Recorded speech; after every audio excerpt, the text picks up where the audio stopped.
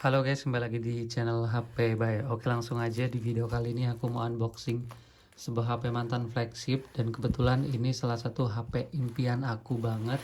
Udah aku tunggu-tunggu untuk harganya turun, karena biasanya tuh HP limbah Jepang kan harganya cepet anjlok, cepet melorot kayak gitu. Cuman untuk si Sony Xperia 5, ini adalah Sony Xperia 5 ini yang bakal aku unboxing. HP-nya itu harganya bisa dibilang turunnya itu pelan banget. Malahan sebelumnya aku lebih pilih Sony Xperia 1 buat dicoba. Nyobain Sony Xperia flagship di tahun 2019. Karena di situ harganya lebih murah malah. Tapi yang Xperia 5 ini yang kastanya sedikit lebih rendah, meskipun sama-sama flagship di tahun 2019, harganya malah lebih mahal. Mungkin karena memang stoknya kayak gitu atau gimana ketersediaannya. Tapi yang pasti ini tuh flagship yang compact. Makanya bisa dibilang ini impian aku banget, karena aku sekarang lagi nggak punya HP daily driver. Kemungkinan ini bakal aku jadikan sebagai calon daily driver. Dan kalau kalian mau tahu harganya, sekarang itu di sekitar mulai ada yang 1 jutaan, tapi itu kondisi minus. Kondisi terbaik tetap di 2,2 juta kayak gitu. Untuk spesifikasinya jelas ya, ini paket chipset flagship 2019. Ini nge-lag ya, Snapdragon 855. Layarnya 6,1 inch. Jadi ini kecil ya, bukan kayak Xperia One itu yang 6,5 inch. RAM-nya 6 GB, internalnya cuman masih 64. Kameranya udah 3 lensa tuh, ada 12 megapiksel, 12 megapiksel telefoto, 12 megapiksel ultra wide. Jadi ini salah satu HP Sony yang lensanya udah mulai komplit. Ada fingerprint, terus Android 11, USB-C, baterainya aja mungkin 3000 mAh, termasuk kecil kayak gitu lah ya. Udah langsung aja, karena ini sekedar video unboxing, jadi langsung kita buka. Seperti biasa, kalau kalian pengen aku taruh link sellernya di deskripsi ya guys. Kayak kita lihat aku dapat warna apa nih. Kebetulan aku tuh nggak pernah request warna guys, karena aku tuh lebih mementingkan ya udah request kondisi yang terbaik aja. Meskipun dikasih warna pink sekalipun juga nggak masalah, soalnya aku tuh tim casing.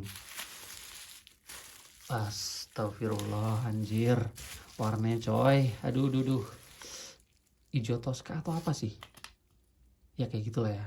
Ini kurang jelas karena pencahayaannya kurang bagus. Oke, kita buang dulu untuk plastik pembungkusnya. Nah, sekarang kita lihat untuk apanya ini. Oke, kayak gitu lah ya keterangan-keterangan dari si sellernya. Kalau kita bingung kayak soal settingan jaringan, terus garansi, terus soal email, ini kebetulan dapat kayak garansi email kayak gitulah. Katanya sih kalau ada masalah dihubungin aja ke sellernya kayak gitu. Oke, dan ini adalah HP-nya. Gila sih, gila coy. Aku tuh jujur aja bisa dibilang fanboy Sony banget. Maksudnya kayak user HP Sony Xperia dari dulu, karena memang Sony tuh ada varian compactnya untuk seri flagship. Tentunya juga untuk harga yang low budget ya. Kalau sekedar compact doang iPhone juga banyak, tapi kan harganya masih nggak ngotak banget di situ. Aduh, kita lihat dulu untuk desainnya. Sepertinya untuk desain ini lebih cakep dibanding Sony Xperia 1 deh guys. Nih, kalian bisa melihat untuk bentukan model lensanya, turun ke bawah ada 3 lensa. Ini kayak minimalis sih menurut aku. Terus ini ada logo Sony di tengah. Logonya bukan Docomo kayak gitu, bagus secara tampilan. Terus ada Xperia. Untuk bodinya ini dari kaca ya, mengkilap-mengkilap banget asli. Cuman ini paling kotor doang. Terus ada segelnya gede-gede banget di sini dari sellernya, tapi nanti aku bakal kletek kalau udah garansinya hangus kayak gitulah. Untuk sekarang aku mau cek-cek dulu HP-nya ke depan. Kita lihat untuk bagian samping, di sini ada slot SIM yang plastik. Enaknya Sony itu tinggal congkel guys. Nah, tuh aku seneng banget sama brand Sony. Jadi sewaktu-waktu kita jalan-jalan kayak gitu butuh ganti SIM atau kayak ngebuka lah, nggak usah nyari colok-colokan gitu. Di bagian bawah di sini ada mikrofon, terus USB-C chargernya, maksudnya tempat chargernya, terus ada speakernya yang jelas udah stereo speaker di bagian bawah sama di bagian atas ini depan ya. Terus di bagian samping kanan di sini khas Sony Xperia ada tombol buat shutter kamera. Di sini ada tombol apa lagi? Tombolnya banyak ya. Di sini ada tombol kayak tombol power mungkin. Di sini fingerprint, jadi tombol power sama fingerprintnya misah ya. Oke, di bagian atasnya di sini ada tombol volume. Akses tombolnya itu enak banget dan HP-nya compact banget ternyata. Di bagian atas kosong, mikrofon doang. Terus tadi samping sudah tidak ada jack audio jelas karena udah seri flagship. Dan kalau kita lihat untuk tampilan depannya ini kayak cakep banget ya. Itemnya pekat guys. Terus di bagian frame sampingnya ini yang apa? Yang bentuknya kayak stainless gitu, agak kayak gitu bagus lah. Jadi apa ya? Ini hitam, ini stainless kayak gitu. Kayak mewah banget ya nggak sih? Coba langsung aja kita hidupkan. Gila anjir, layarnya bening banget. Oke guys, dan ini adalah tampilan awal dari Sony Xperia 5. Ya, setelah layarnya nyala, ini malah kelihatan HP-nya bener-bener kayak tambah cakep banget dari tampilan depan ataupun tampilan belakang. Ya tadi di bagian belakang kayak kerasa minimalis, simple, dan berkarakter banget Sony Xperia. Terus desainnya juga kayak compact banget yang pasti untuk ukurannya. HP-nya ngepanjang karena rasio layarnya itu kan 21:9. Dan setelah layarnya nyala ternyata ini layarnya bening banget karena tentunya udah panel OLED ya. Cuman untuk resolusinya masih tinggi di Sony Xperia One itu bisa 4K tapi di sini belum. Tapi ternyata untuk sekedar penglihatan mata manusia ini aku ngerasa ini layarnya masih bagus banget sih. Dan nggak ada kayak shadow sih untuk unit yang aku dapatkan. Ini putihnya bagus, bening banget, dan sedikit salfok sama bezelnya ternyata tipis ya guys. Kalau layar panjang memang ini rasionya 21:9, jadi layarnya itu kayak panjang, kurus, tinggi, dan langsing kayak gitu. Ini bener-bener enak banget sih dipegang di satu tangan. Terus sedikit ngomongin soal jaringan sinyal. Ini tadi aku pasangin kartu Indosat langsung muncul 4G-nya, tapi masih 4G doang bukan 4G plus. Mungkin ini varian yang AU bukan Docomo kayak gitu. Kita lihat untuk sedikit user interface. Biasanya banyak aplikasi Jepang tapi itu bisa dihapus dan ini udah cukup bersih, mungkin udah dihapus sama si sellernya kayak gitu. Oke, tanpa basa-basi aku mau lihat langsung aja kameranya. Di sini di kamera belakangnya ada 3, tadi resolusinya semuanya 12 megapiksel. Aku mau tes untuk fotonya. Ya, di sini ada 3 lensa. Pertama lensa normal, terus lensa buat telefoto, terus satu lagi buat ultra wide. Sebentar, oh ini lebar banget yang ultra wide. Sekarang foto yang normal dulu, cepret. Terus yang zoom, terus yang ultra wide. Ini sih yang pasti berguna banget karena ada 3 lensa. Udah HP zaman sekarang juga, dan untuk kualitasnya ini flagship, nggak kaleng-kaleng. Oke guys, dan untuk hasil fotonya sepertinya tajam banget ya, dan warnanya juga bagus, sangat kayak terlihat natural ya nggak sih? Antara yang di layar sama yang di sini tuh kayak udah lumayan mirip lah ya, natural kayak gitu, dan ini tajam banget sih sepertinya.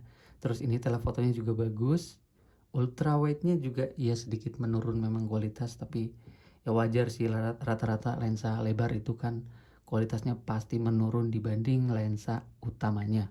Terus kita lihat untuk perekaman videonya kayak apa. Di sini bisa rekam jelas lah ya, udah bisa sampai resolusi 4K kayak gitu, dan sudah ada fitur stabilisasi depan belakang kalau Sony Xperia. Cuman aku penasaran dengan perpindahan lensanya waktu si kondisi lagi ngerekam itu bisa nggak sih? Kalau di iPhone kan bisa, tapi kalau di Sony Xperia One kemarin nggak bisa. Dan di Sony Xperia 5 itu bisa nggak sih? Untuk hasil videonya bagus nih fokusnya. Sekarang aku akan tes. Kita pindah lensa bisa nggak sih? Oh ini untuk telefoto, terus pindah ke... asli asik banget nih. Nggak bisa. Cuman 1-2 berarti yang lensa lebarnya nggak bisa guys. Kalau mau lensa lebar itu harus stop dulu dan kita klik ke yang ultra wide nih baru bisa. Jadi belum sebagus untuk kayak iPhone ya, untuk apa softwarenya mungkin ini kayak sedikit ribet karena kalau mau lensa lebar harus jeda dulu kayak gitu. Oke, sekarang kita lihat untuk kamera depannya seperti apa. Oke guys, dan ini kamera depannya juga kayak bening banget, cuman untuk resolusinya aku belum ngecek sih berapa. Kalau kita lihat untuk kamera depannya cuma 8 MP, tapi kok kayak bening juga ya guys. Ya warnanya kayak bagus sih. Ya yang aku seneng dari kamera Sony itu nggak aneh-aneh untuk dari segi warna. Kita tes buat untuk selfie.